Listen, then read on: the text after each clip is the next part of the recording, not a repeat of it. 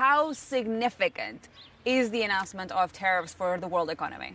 They are significant, and you've seen this come from markets. You've had a major repricing of growth prospects with a recession in the US going up to 50% probability.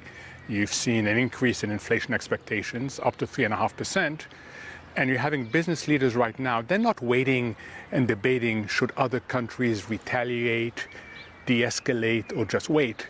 You're hearing business leader after the other, that's what I'm hearing, saying we're going to get hit on cost, we're probably going to get hit on revenue, we need to do something about it.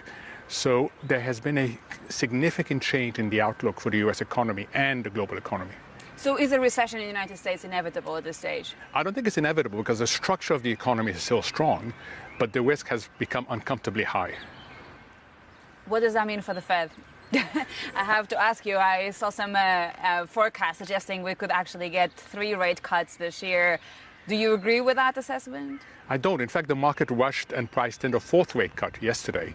I think that the market is underestimating the inflation side of what's happening. The first reaction has been concerns about growth, and that's totally understandable. We haven't had 2 other reactions yet. What will happen to growth in other countries? And that makes a question mark on whether the dollar weakness will continue. And then the second, what does the Fed do? I think that if we're lucky, we'll get 1 rate cut, not 4, 1, and it wouldn't surprise me if we get none. Why? Because I think the Fed will worry about inflation. If the Fed looks at the history of stagflation, there's a sequence to getting back on board, and that sequence starts with putting the inflation genie back into the bottle.